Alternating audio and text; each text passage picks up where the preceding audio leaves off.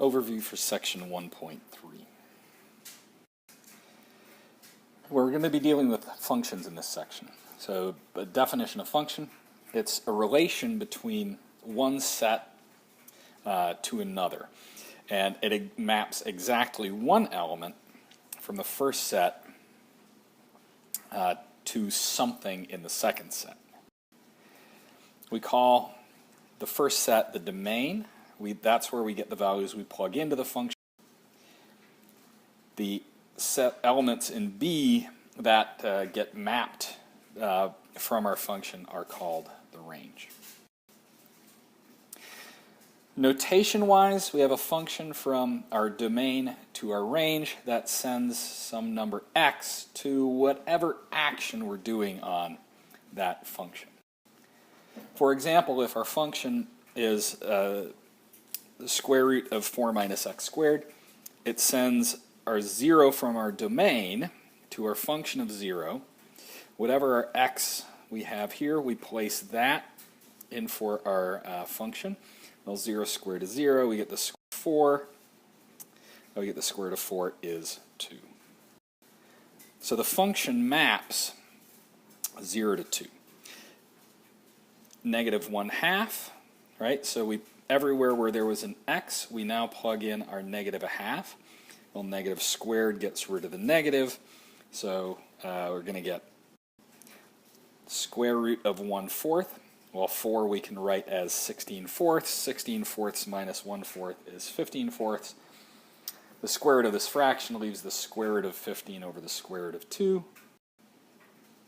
So this function sends negative 1/2 to the square root of 15 over 2. For you numerical types, this is about 1.9365.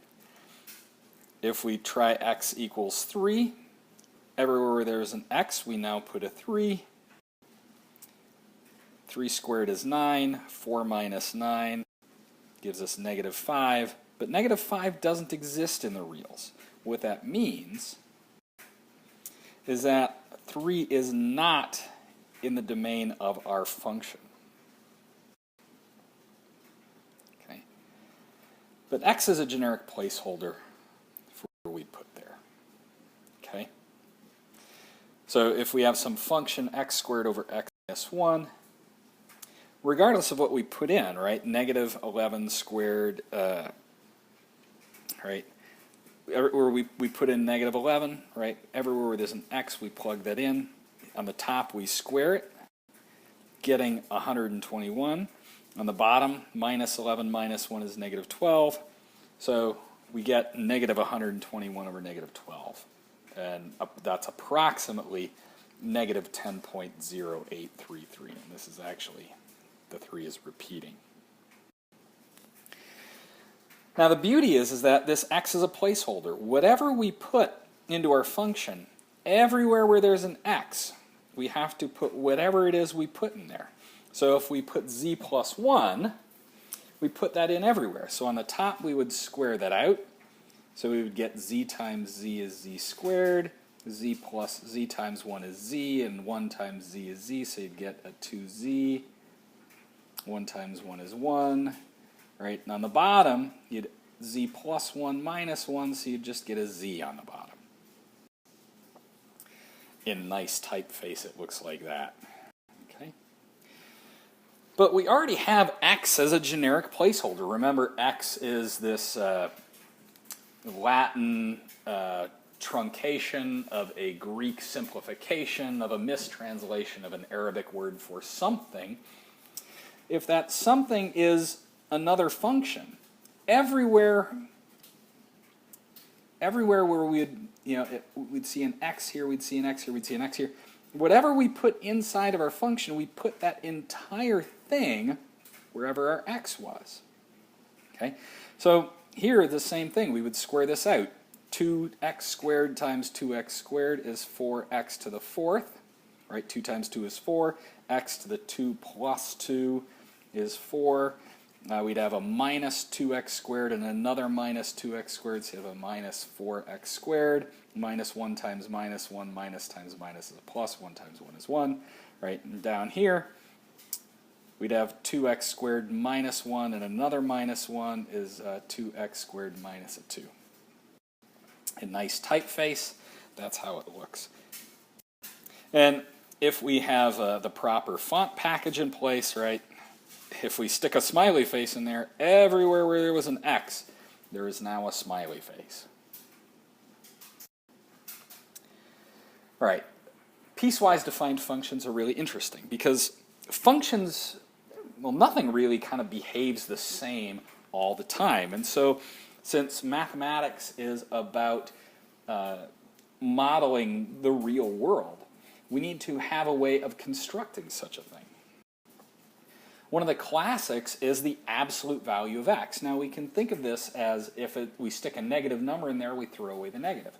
Or we can think of it as something that acts, it acts as x if it's positive, and it acts as negative x if it's 0.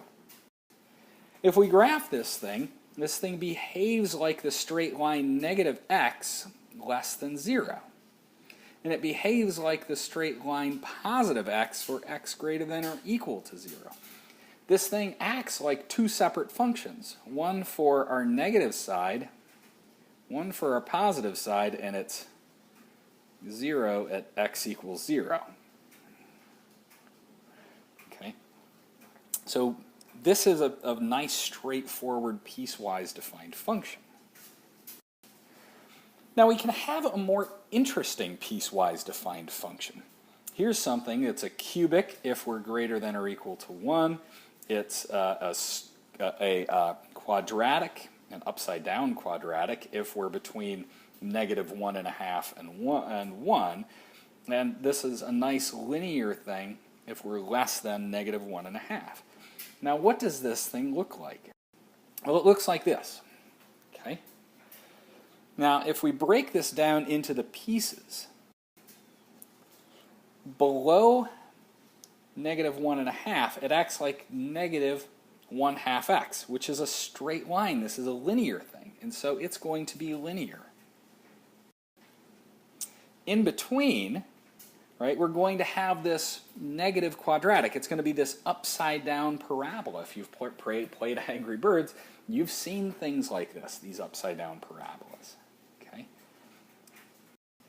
Above 1, it's this cubic. Okay? So in each region, we have a function that behaves in a very specific manner in that region. So if I was going to say, well, what's the function value at negative 1? Well, x at negative 1, well, which region is that in? Well, that's in this region. So this is the only piece of the function we really need to care about. So f of negative 1 is going to be equal to negative of negative 1 squared plus 3. Well, negative 1 squared, negative times a negative is a positive, times another negative is a negative, right? So we're going to get minus 1 plus 3 equals 2. Okay. So our function value at negative 1 is going to be equal to 2. And that's pretty much where it is if you can see through all my scribbles. So that is a very brief overview of section 1.3. There are several videos online about the actual computations we're going to use. So please, please, please do your practice problems. Thank you.